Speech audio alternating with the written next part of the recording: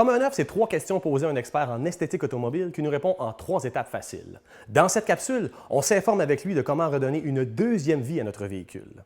Notre expert, c'est François Bonneville. 3 questions fois 3 étapes, ça fait 9. Bienvenue à Comme un œuf.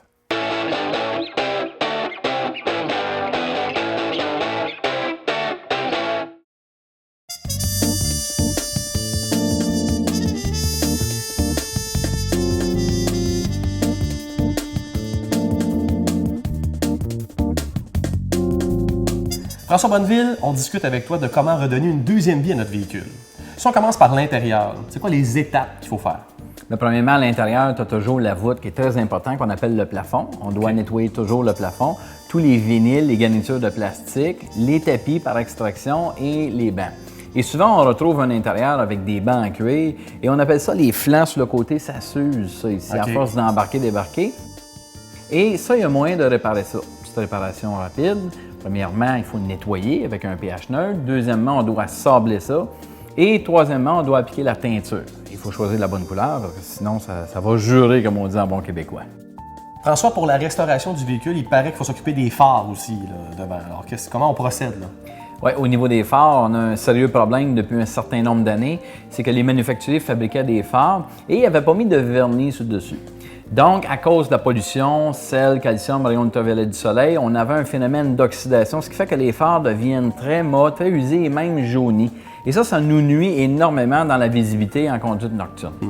Donc, il y a un procédé de restauration. Il faut faire bien attention, il y a une différence entre polir et restaurer.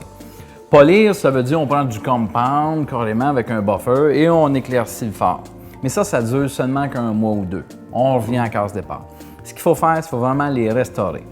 Premièrement, il faut vraiment les nettoyer et les sabler. L'idée de le sabler là-dedans, c'est d'aller jusqu'à du papier sablé aussi rough que du 240 et on en vient à du 3000 à la fin.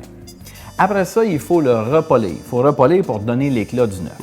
Et à la fin, il faut toujours mettre une bonne protection si on ne veut pas que les rayons ultraviolets du soleil l'endommagent le phare à l'avenir. En dernier lieu, François, il faut s'occuper des éclats de peinture qui ont été abîmés à cause d'une roche, communément appelée les stone chips. Ouais. Alors, on s'en occupe comment exactement? Oui. Premièrement, quand on dit une roche, des fois, c'est plusieurs roches. Tu sais d'où ça vient, ça. Hein? C'est les abrasifs qu'ils mettent surtout l'hiver, hein, pour être certain qu'on ne dérape pas et qu'on ne prend pas d'accident. Ça, il y en a plusieurs.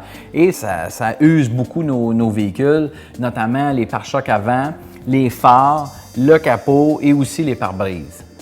Fait que l'idée, c'est de vraiment restaurer ça, le remettre à neuf. C'est évident que si on veut une vraie restauration, il faut l'envoyer chez notre carrossier et faire repeinturer complètement.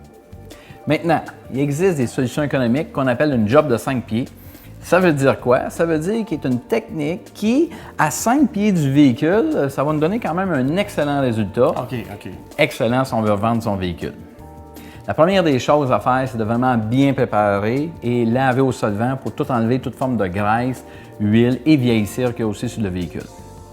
Deuxièmement, ce qu'on fait, c'est qu'on va choisir la bonne couleur, le plus près possible, et appliquer la couleur partout sur la surface de la peinture.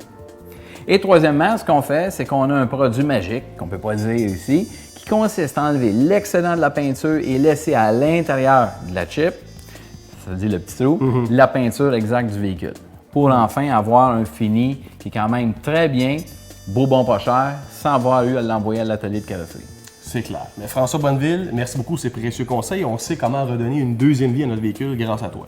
Merci. Voilà, on a demandé à notre spécialiste formateur en esthétique automobile 3 questions. Il nous a répondu en 3 étapes faciles. On se revoit dans une prochaine capsule de Comme un œuf.